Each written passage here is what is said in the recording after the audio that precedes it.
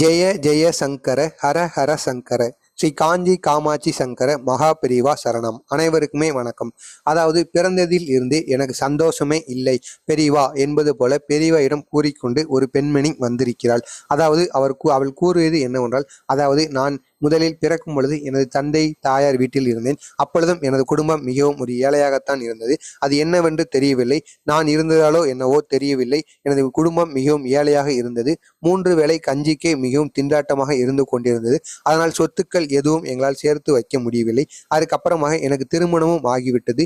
திருமணமும் ஆன பிறகு எனக்கு 2 குழந்தைகள் இருக்கிறார்கள். இருந்தாலும் எனது கணவன் குடும்பமும் தற்பொழுதும் அதே போல் ஏழையாகத்தான், சொத்துக்கள் எதுவும் இல்லாமல் கஷ்டமாகத்தான் இருக்கிறது. எனது வாழ்வில் சந்தோஷம் என்பதை இல்லாமல் ஒரு அதாவது என்னடா வாழ்க்கை இது அப்படிங்கிற மாதிரி இருக்கிறது பெரியவா என்பது போல பெரியவாவிடம் அந்த பெண்மணி வந்திருக்கிறாள். அவள் கூறியிருக்கிறாள். இதை கேட்ட பெரியவா அவர்கள், அதாவது நீங்கள் நீ முன்னால் செய்த கர்ம வினைகளால் தான் இதை போன்ற செயல்கள் உனது வாழ்வில் நடைபெற்று கொண்டே இருக்கிறது.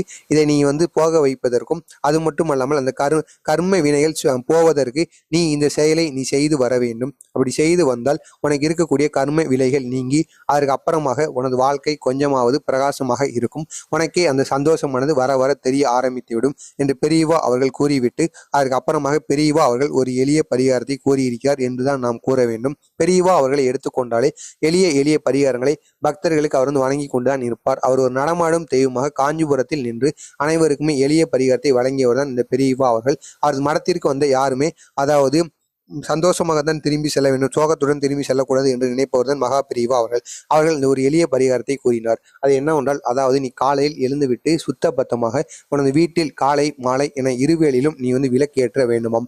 விளக்கையும் நீ ஏற்றிவிட்டு அதற்கு அப்புறமாக சூரிய நமஸ்காரம் செய்ய வேண்டும். சூரிய நமஸ்காரம் செய்து உனக்கு இருக்கக்கூடிய கஷ்டங்கள் என அனைத்தையுமே கூற வேண்டும். இவ்வாறு கூறிவிட்டு அதற்கு பிறகு நீ ஒரு செயலை செய்ய வேண்டும் என்று கூறியிருக்கிறார். அது என்னவென்றால், காலையில் நீ சாதம் வடிப்பாய் அல்லவா, அந்த சாதத்தை வடித்துவிட்டு உனது வீட்டில் யாரும் உண்பதற்கு முன்பாகவே உனது அதாவது முன்னோர்கள் என்று கூறுவார்கள் அல்லவா, அந்த காக்கை இருக்கும் அல்லவா, அந்த காக்கைக்கு நீ இவ்வாறு உணவை அளிப்பதனால் கர்ம வினைகளும் அது மட்டும் அல்லாமல் பித்ரு சாபமும் நீங்கிவிடும் என்று பெரியவா அவர்கள் கூறியிருக்கிறார்கள். இதை மட்டும் செய்தால் போதுமா பெரியவா என்பது போல அந்த பெண்மணி மீண்டும் கேட்க, அதற்கு அடுத்தபடியாக பெரியவா, இதை செய்தால் பித்ரு சாபங்கள் நீங்கிவிடும், கர்ம வினைகளும் சிறிதளவு நீங்கும். இருந்தாலும் அருகில் உள்ள கோவிலுக்கு சென்று நெய் தீபமோ அல்லது நல்லெண்ணெய் தீபமோ ஏற்றிவிட்டு ஏரி குளங்கள் இருக்கும் அல்லவா, அந்த தெப்பக்குளம், அந்த தெப்ப குளத்திற்கு நீ பொரியை வாங்கி மீனுக்கு நீ உணவளிக்க வேண்டும். காலையிலேயே நீ இதை போன்று யாருக்காவது உணவையும் உன்கிட்ட இருக்கக்கூடிய பொருட்களையும் நீ தானமாக கொடுப்பதனால் உனக்கு இருக்கக்கூடிய கர்ம வினைகள் படிப்படியாக குறைந்துவிட்டு உனது வாழ்க்கை பிரகாசமாக இருக்கும். உனது வாழ்வில் அடுத்து எப்பொழுதுமே சந்தோஷம் மட்டுமே நிகழும். அதில் எந்த மாற்றமே கிடையாது என்பது போல பெரியவா அவர்கள் கூறியிருக்கிறார்களாம். எனவே மறக்காமல் நீங்களும் இந்த ஒரு செயலை உங்களது வாழ்வில் செய்து வாருங்கள்.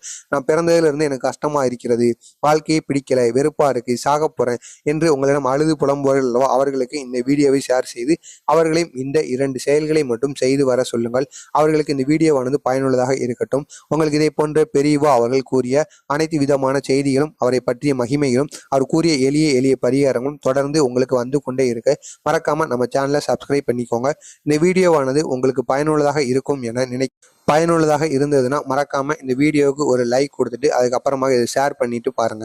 உங்களுக்கு இதே போன்ற அனைத்து செய்திகளும் வந்து கொண்டே இருக்கும். நமது சேனலில் தொடர்ந்து பதிவிட்டு கொண்டே இருக்கிறோம். உங்களுக்கு ஏதேனும் சந்தேகங்களோ டவுட்டோ எதுவாக இருந்தாலும் அதை நீங்கள் கமெண்ட் வாயிலாக கேளுங்கள், அதற்கும் நான் பதிலளிக்கிறேன். ஜெய ஜெய சங்கர ஹர ஹர சங்கர மகா பெரிவா சரணம்.